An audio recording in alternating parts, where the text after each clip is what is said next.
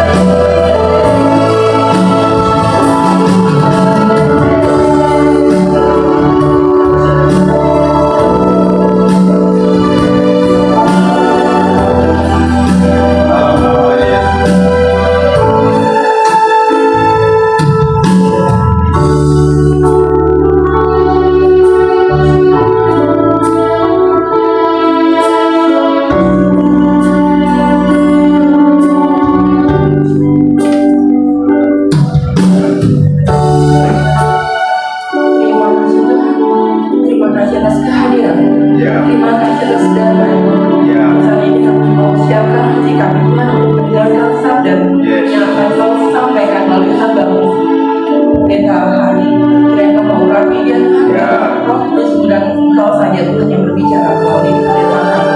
Terima kasih Tuhan. Amin.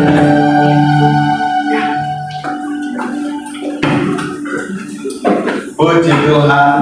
Haleluya. Shalom. Shalom. Luar biasa semangat ya. Dahsyat banget hari ini. Jadi biasanya ibadah kantor ini hari Jumat ya. Tapi ini keren. Ya. Hari Jumat kemana?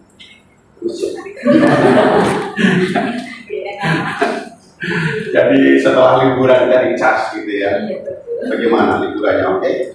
Ada kecurangan nggak jadi tahu? Nah, maksudnya hari Sabtu dulu sering kesini dulu ya. Tapi setelah pandemi itu terus kita kehilangan kontak. Dan puji Tuhan, dalam pelayanan Tuhan membawa saya untuk mengerti bahwa gini, Tuhan itu memberi, bukan mengambil. Amin. Tuhan seringkali kasih ke kita, nggak pernah ngambil dari diri kita, nggak pernah. Tapi kadang-kadang orang nggak ngerti. Buktinya kesehatan saya diambil, gitu. Jadi saya sakit ya. Ketika kita sakit, Tuhan mau supaya kita bersyukur. Sehat itu berkat, gitu. Ya.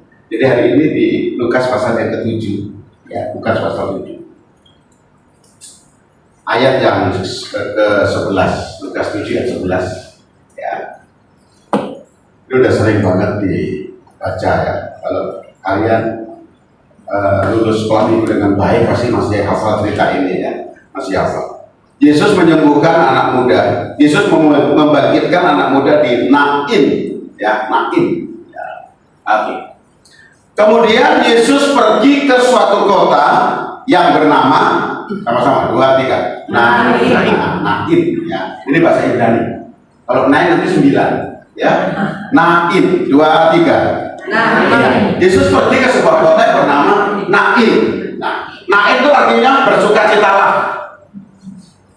Nain itu artinya sukacitanya melimpah-limpah sampai gak ada orang bisa membendungnya. Itu Nain. Ya, itu Nain. Saya baru pulang dari Israel ya 3 minggu yang lalu dan lewat sini, lewat Nain, hanya lewat aja. Karena waktu itu Nain sedang kabut karena pagi-pagi saya di sana. Jadi kami langsung ke Bethlehem, kami dari Bethlehem kami ke Jericho dan balik lagi ke Yerusalem karena kami nginep di Yerusalem. Ya, beberapa hotel yang kami pakai untuk kami tinggal itu bareng dengan pengungsi-pengungsi Israel. Jadi satu hotel ada 800 sampai 1000 orang pengungsi Israel. Nginepnya di hotel bintang 5, enak banget kan? Enak banget. Jadi bersukacitalah, ya bergembiralah. Sukacitamu tidak ada yang bisa membendung. Itu artinya Nain, ya Nain. Oke. Murid-muridnya pergi bersama-sama dengan Yesus dan juga orang banyak menyertainya berbondong-bondong. Setiap kali Yesus kemana pun pergi, selalu banyak menyertai berbondong-bondong. Dan motivasinya pun beda-beda, ya. Motivasinya beda-beda. Ini secara langsung ya. Saya hati.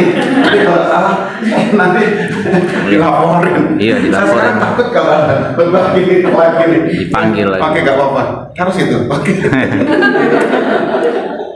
Harus itu ya. Jangan dipotong ketua saya ya. Harus disiarkan dari awal sampai akhir. Kalau dipotong. Jadi setiap kali Yesus pergi ke manapun di kota, pasti banyak orang berbondong-bondong. Dan motivasinya beda-beda. Ya, waktu Yesus setelah Yesus memberi makan 5.000 orang dengan apa itu? Dengan apa? Dengan 5 roti dan ikan dimakan oleh 5.000 orang laki-laki dewasa, bukan laki-laki kelaparan, dewasa. Besoknya banyak orang berbondong-bondong. Yesus bilang, kamu ikut aku itu karena kamu lihat 5 roti kemarin. Yesus mereka malu. Ya guru benar. Nah, apa? Yesus gak marah. Kan tadi di awal saya bilang, Yesus itu memberi, bukan mengambil. Ya. Jadi setiap kali Yesus kemana pun berbondong-bondong dan banyak orang menyertainya. Motivasinya pun beda-beda. Oke, ayat yang ke-12. Setelah Yesus dekat pintu gerbang kota, Tadi naik artinya sukacita, tapi ketika Yesus masuk, kok Yesus tidak melihat rombongan sukacita, tapi Yesus justru melihat rombongan duka cita. Ada orang mati diusung keluar, anak laki-laki, anak tunggal ibunya yang sudah janda, dan sama-sama banyak orang, 2, 3, banyak orang dari kota itu, lagi 2, 3, banyak orang dari kota itu menyertai janda itu. Oke, tapi janda ini baik atau jahat? Baik. Dan ini kita tahu Banyak yang baik. sama. Di Depok saya tinggal di perumahan ya, waktu awal menikah itu. Perumahan itu kalau dari jalan besar melewati 2 kuburan. Sebelah kanan kuburan Kristen, di sini boleh. Jadi saya tidak pilih terus. Nah, gini. Sebelah kanan kuburan Kristen, sebelah kiri kuburan Muslim. Tiap kali saya selesai ibadah gitu ya, pulang ke rumah melewati kuburan itu. Dan saya selalu mepet ke kuburan Kristen. Ya, istri saya dapurnya di belakang. Apa? Kenapa sih tiap kali lewat kuburan pasti mepetnya ke Kristen? Tahu nggak kan? Kenapa? Nggak tahu. Karena kalau kuburan Kristen kita mepetnya ke sini, kalau dia nakut-nakutin kita bilang shalom. Gitu. Oh iya teman gitu. Terus kalau ada orang meninggal gitu ya, kan bunyi, wih, tetangga keluar, dia ngomong, terus saya keluar juga. Hari, ya kenapa bu? Orang lain tuh, dari mana itu tahu? Dia yang mengantar, banyak pak. Jadi ukurannya itu sama, banyak orang menyertai. Janda ini baik, pasti suka nolong. Dia pasti ajarin anaknya untuk berbuat baik, suka nolong. Ya, makanya ketika anaknya meninggal, banyak orang dari kota itu menyertai janda ini. Nah, ini tuh otoritas Palestina, Bapak Ibu. Ya, ada 12 kota di Israel yang diberikan menjadi otoritas Palestina. Salah satunya Nain, ya. Salah 2-nya Jericho, ya. Kalau salah 3 di Jawa Tengah, ya. Nain, Bethlehem itu Palestina. Jericho, Ramallah, ya, kemudian Hebron, Samaria, ya. Samaria sama siapa? Samaria. Kalau di Indonesia ada sama Linda. Jadi ada 12 kota. Nah, berarti kalau otoritas Palestina mayoritas penduduknya Muslim. Ada Kristen juga, ada tapi sedikit. Dan di Israel itu Kristen, seluruh Israel ya, nyaris gak ada Kristen. Beserta saya ke Israel protes. Hari, kenapa di sini gak ada Kristen? Loh, kok nanya saya bilang, kan saya udah bilang gak ada Kristen di sini. Kenapa Yahudi semua? Nah, ini negaranya dia. Ini negaranya dia, oke. Tapi kalau Bapak Ibu ke kampung saya bilang di Kediri, di Pare, nah satu desa Kristen semua. Ya, jadi nanti bisa di Israel ke kampung saya aja. Ya, gak ada Kristen, gak ada. Bahkan kalau Bapak Ibu bicara Kristus ya di kalangan orang Yahudi, wah diludahin kita. Ada di salib itu diludahin karena salib buat mereka pada najis. Ya, waktu itu di Golgota, maaf ada orang buang air kecil gitu ya, terus berkata, lihat, kenapa orang Israel gak marah? Itu tempat suci. Kenapa dia pipis di situ? Tempat suci bagi siapa bu? Bagi kita, bagi Yahudi enggak. Golgota apa artinya? Via Dolorosa apa artinya? Taman Getsemani apa artinya? Tapi kalau Bapak Ibu colek sedikit ke ratapan, dia marah. Karena itu tempat paling suci bagi orang Yahudi. Sementara mereka punya tempat untuk ibadah, maka tembok ratapan itu dijadikan tempat ibadah. Tembok ratapan itu adalah sisa bangunan bait suci yang dibangun di sampingnya. Sisa 60 meter saja, dibagi 2, 30 meter laki-laki, 30 meter perempuan. Semua tamu boleh meratap di situ. Dan rata-rata peratap paling banyak adalah orang Indonesia. Dan lama peratapnya. Kenapa? Dolar habis Tuhan. Oke, karena ini otoritas Palestina, jadi markas Muslim. Kalau markas Muslim, berarti kalau meninggal hari itu juga langsung dikubur. Gak begini. Ya, banyak orang berbondong-bondong menyertai jaga itu. Ayat 13. Dan ketika Tuhan melihat jaga itu, tergeraklah hatinya oleh belas kasihan. Loh, makanya tadi saya bilang Yesus itu memberi, tidak mengambil.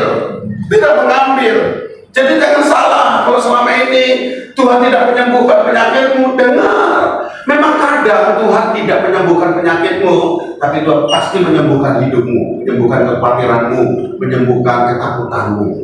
Kadang Tuhan tidak mengubahkan keadaanmu, tapi yang pasti Tuhan mengubahkan hidupmu.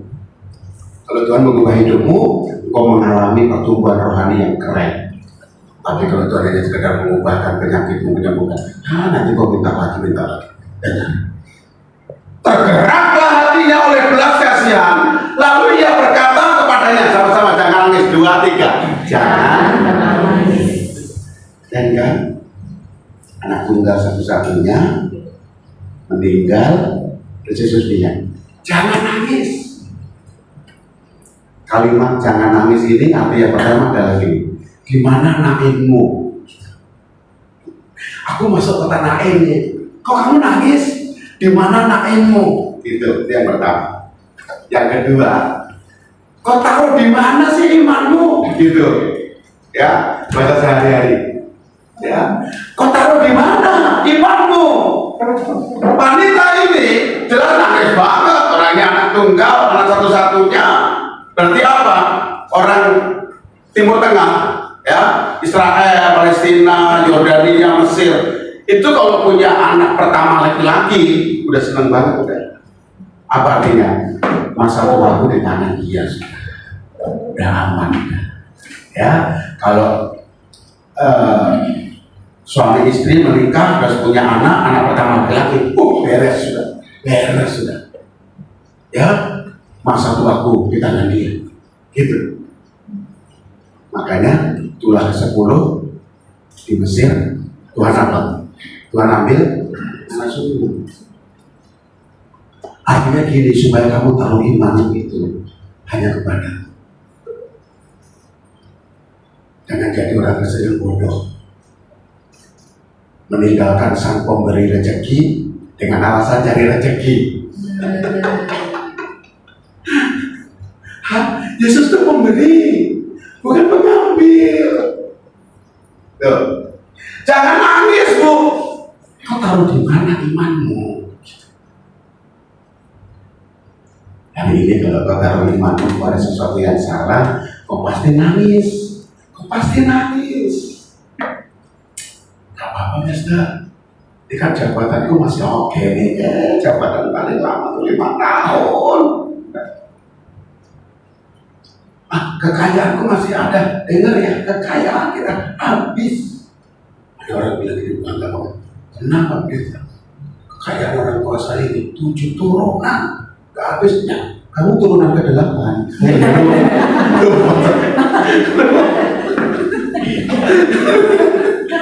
Habis. Gak ada. Kalau kau taruh imanmu pada sesuatu yang salah, kau nangis. Jangan nangis, Bu. Di mana kau taruh imanmu? Ini aku masuk ke tanah ini untuk sukacita, tapi aku nggak ketemu rombongan sukacita.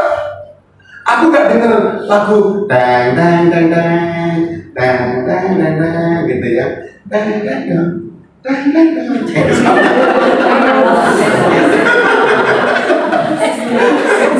Berhenti dong gitu ya, berhenti dong. Saya capek mendorong. Di mana kau taruh imanmu, Bu? Ibu bilang gini, harapanku mati sudah. Harapanku satu-satunya mati. Aku taruh semua harapanku di anak ini, tapi anak ini mati. Di mana naimmu? Naimmu di anak ini. Kalau bukan sesuatu yang imanmu pada sesuatu yang salah, kau nangis mas. Udah, tadi Yesus adalah pemberi bukan pengambil. Lanjut ya, ayat 13, ayat 14 sekarang. Sambil menghampiri usungan itu, Yesus menyentuhnya. Nyentuh apa?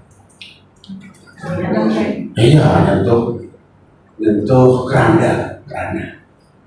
Menyentuh keranda. Ya. Jadi kata menghampiri dan menyentuhnya, ini Yesus sangat menghormati adat istiadat budaya yang berlaku. Karena ini otoritas Palestina, ya, jadi Yesus bisa menyentuh keranda. Tapi kalau teman-teman baca di Yohanes pasal 11 itu yang waktu itu Yesus membangkitkan seorang yang sudah mati, siapa itu yang punya keluarga Marta dan Maria? Lazarus. Yesus dari jauh. Yesus datang ke rumah Marta dan Maria pada hari keempat setelah Lazarus meninggal. Betul? Padahal sebelumnya Maria dan Marta kasih kabar tuh ke Yesus. Tolong kabarin Yesus di luar kota sana.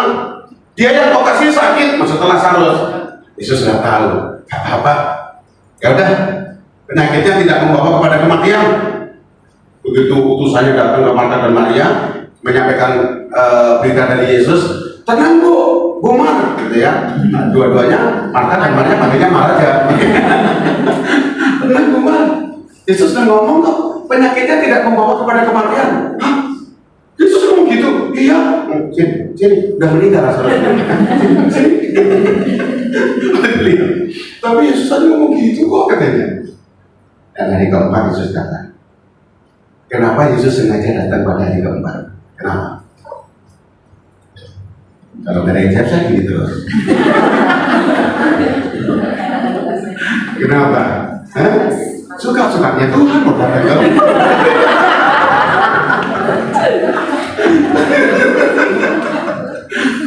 gini loh. Orang yang begitu percaya gini. Kalau orang meninggal itu ditunggu sampai hari ketiga. Hari pertama mungkin dia mati suri. Hari kedua mungkin masih ada nyamanya. Hari ketiga mungkin masih bisa hidup, ada mujizat.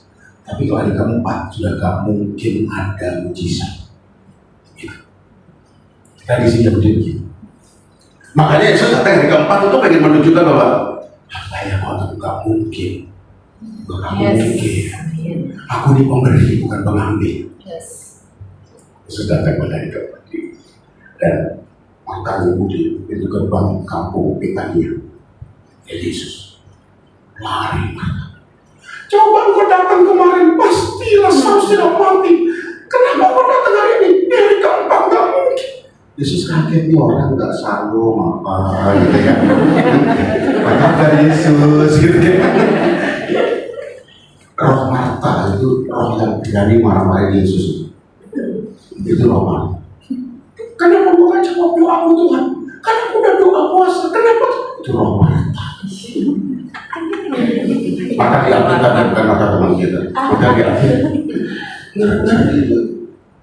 Yesus bilang, di mana kau letakkan sekarang? Di mana kau letakkan? Udah kau hari keempat.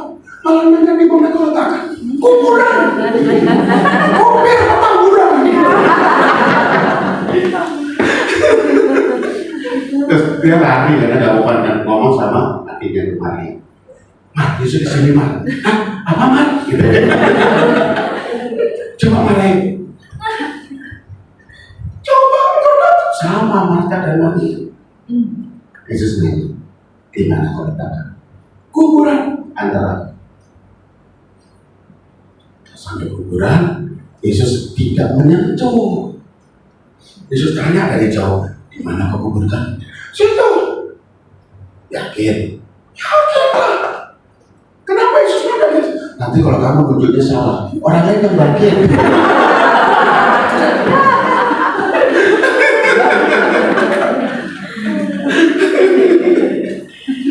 Yesus nggak menyentuh sama sekali kuburan itu. Karena apa?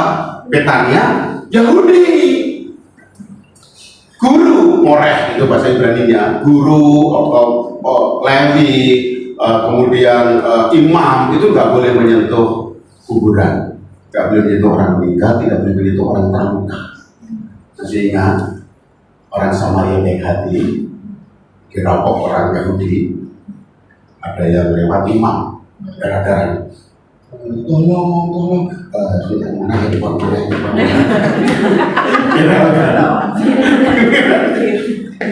Dia ngomong tolong. Tapi kalau Yesus di sini menyentuh, arti menyentuh yang pertama adalah ini keluarga dekat. Jadi orang ini keluarga dekat. Dari mana kita tahu? Dia menyentuh keranda. Kalau dia bukan keluarga, dia bisa dari jauh. Hormat. Tapi dia menyentuh, ini keluarga. Yang kedua, minimal orang ini tahu masa kecilnya anak ini yang meninggal. Sampai dia meninggal ini, minimal dia tahu betul sejarahnya yang meninggal. Makanya mereka berhenti. Dan setiap para pengusut berhenti. Kenapa? Memberi kesempatan pada keluarga untuk melihat jenazah ini. Untuk terakhir kali ini. Ya, dia berkata, kan?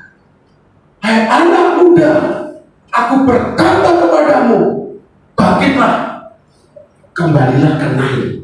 Gitu, ada bangkitlah itu. Mamamu menaruh Nainnya di kamu, baliklah. Gitu.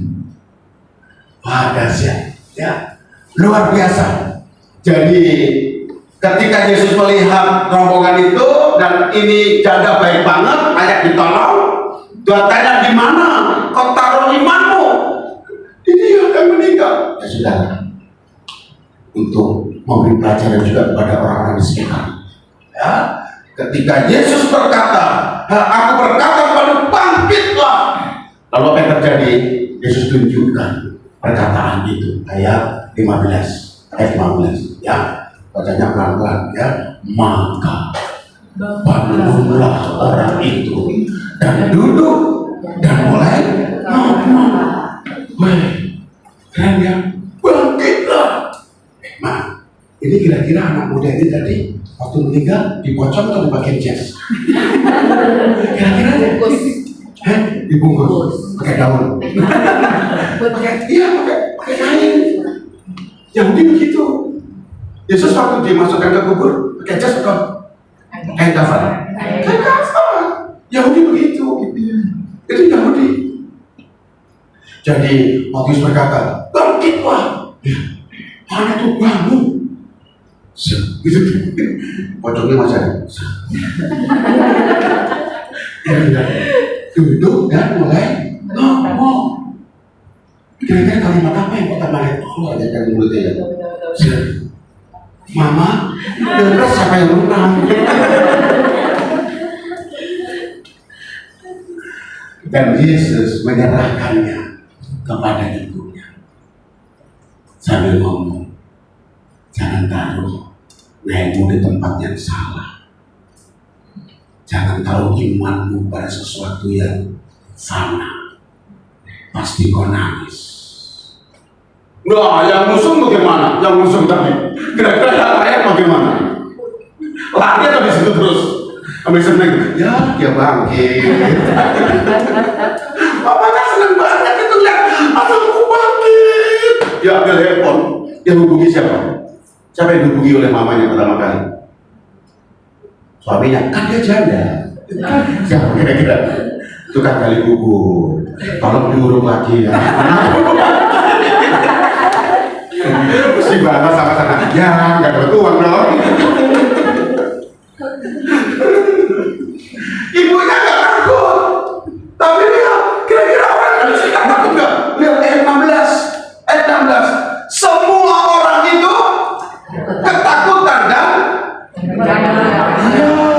ketakutannya keren. Ketakutan tapi memuliakan Tuhan.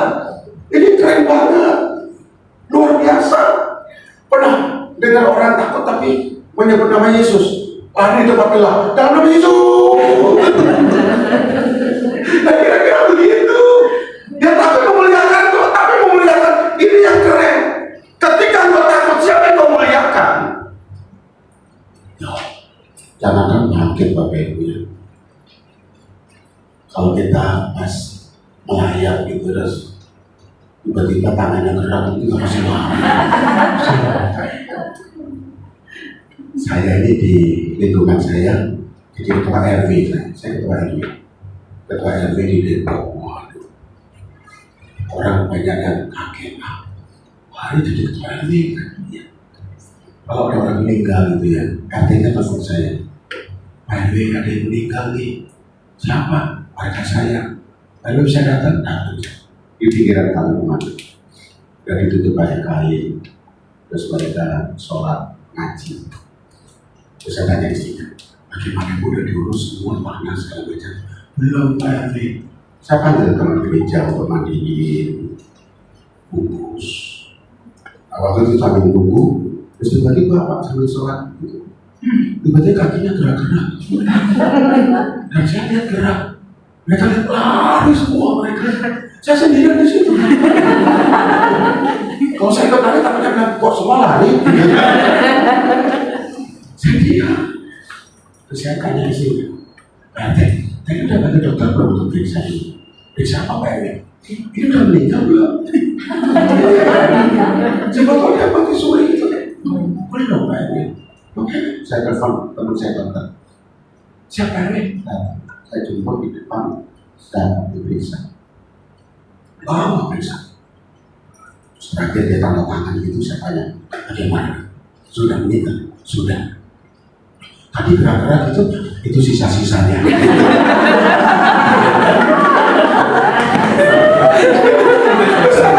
Masih ada sisanya? Enggak ada. Jadi masih ada darah-darahnya, ada nyawanya gitu. Saya nggak tahu istilah dokter apa itu ya. Jangankan bangkit, orang gerak-geraknya kelar. Jadi hari ini dengar baik. Semua orang itu ketakutan dan mereka memuliakan Allah sambil berkata, seorang nabi besar telah muncul di tengah-tengah kita dan Allah telah melawat umatnya. Ayat 17, ayat terakhir. Ya, ayat terakhir. 17. Maka sama-sama tersiarlah 2, 3. Tersiarlah kabar tentang Yesus di seluruh dunia. Nah, setelah Yesus membangkitkan anak muda di naik, Yesus kembali lagi ke Yerusalem. Ngapain? Siap untuk disalibkan.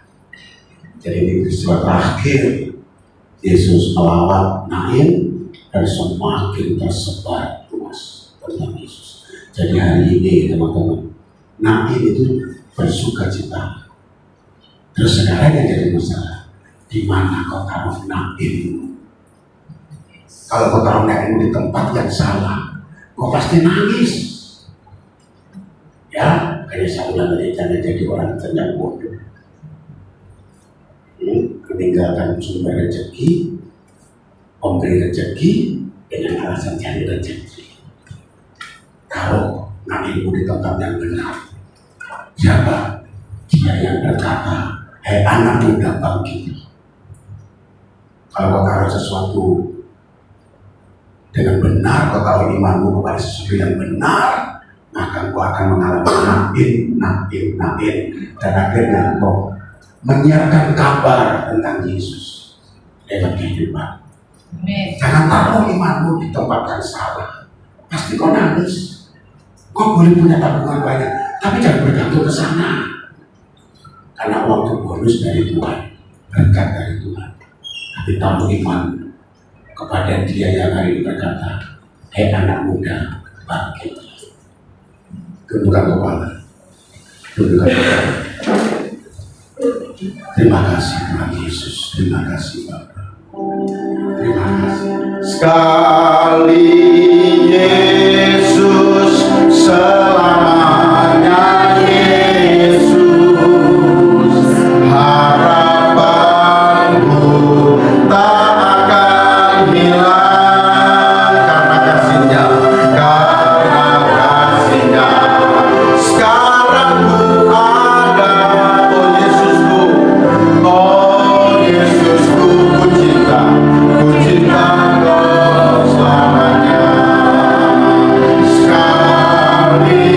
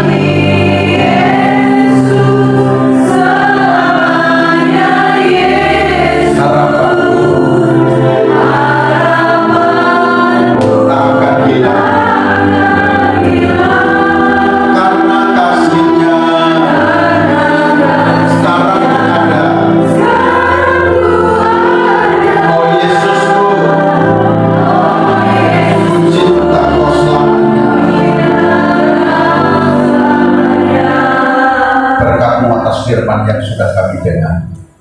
Kami taruh iman kami kepada Dia yang hari ini berkata, "Hai anak muda, bangkit." Kami taruh iman kami kepada Yesus Kristus, maka kami akan mengalami naik, dan naik. Kalau kami taruh iman kami kepada sesuatu yang salah, maka kami akan menangis. Bapa, terima kasih buat firman-Mu. Tanamkan firman ini dalam hidup kami, biar firman ini berakar kuat, tumbuh dan berbuah. Buahnya menyenangkan hati-Mu. Dalam nama Tuhan Yesus Kristus kami berdoa. Haleluya. Sama-sama katakan. Haleluya. Terima kasih. Puji Tuhan. Puji Tuhan. Kita ada sukacita di sini, kita boleh mendengarkan firman bagaimana Tuhan Yesus membangkitkan orang mati. Saya percaya Tuhan Yesus juga bisa membangkitkan kita dari segala masalah kita. Dan kali ini kita juga mau memberikan yang terbaik untuk kemuliaan Tuhan. Sebagai ungkapan syukur kita atas segala kebaikan Tuhan.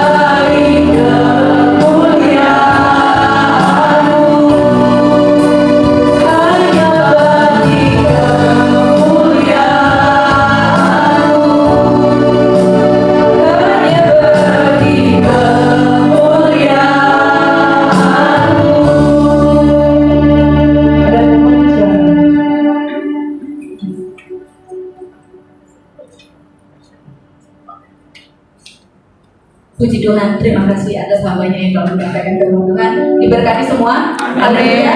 Puji nama Tuhan. Firman Tuhan yang begitu menegur kita, mengingatkan kita untuk kita tetap bergantung kepada Dia ya Pak ya. Dari iman kita yang kita punya itu, kita tetap bersukacita. Sukacita itu dibawa kemana-mana, dimanapun dalam keadaan apapun, kita tetap bersukacita. Haleluya. Amin. Nama Tuhan. Kita kembali lagi. Oh ya, tanggal 3 Mei kita ada ibadah jumper. Mari teman-teman saudara Katolik datang sama-sama tempat ini untuk mengadakan Jumat pertama, misa Jumat pertama. Dan kembali pada tanggal 8 Mei akan dilayani Pak Fendi Stephen. Mungkin rekan-rekan kita ada yang sudah mengenal beliau. Mari datang, ajak teman-teman yang lain, penuhi bangku-bangku yang kosong. Kita nikmati hadirat Tuhan di tempat ini. Kita nikmati kebenaran firman yang akan disampaikan Pak Fendi Stephen. Dan saya juga melihat wajah-wajah baru nih. Bisa pegang tangan yang baru datang ke tempat ini. Saya lihat ada Berdiri. Selamat datang Bu Preti, mari datang ke tempat ini kembali. Ajak teman-teman yang lain juga ya teman-teman. Kita cas iman kita di pertengahan minggu. Biasanya memang kata Pak Hari kebanyakan hari Jumat, tapi kenyataannya kita sudah menjalankan Pak hari Jumat, tapi kedatangan kita lebih sedikit dari hari Rabu gitu. banyak yang kita polling gitu, mereka pilih hari Rabu, jadi sudah kita ingin hari Rabu. Puji nama Tuhan, kita tutup ibadah hari ini, kita bangkit berdiri. Nanti doa syafaat ya sebelum doa berkat. Terima kasih Yesus.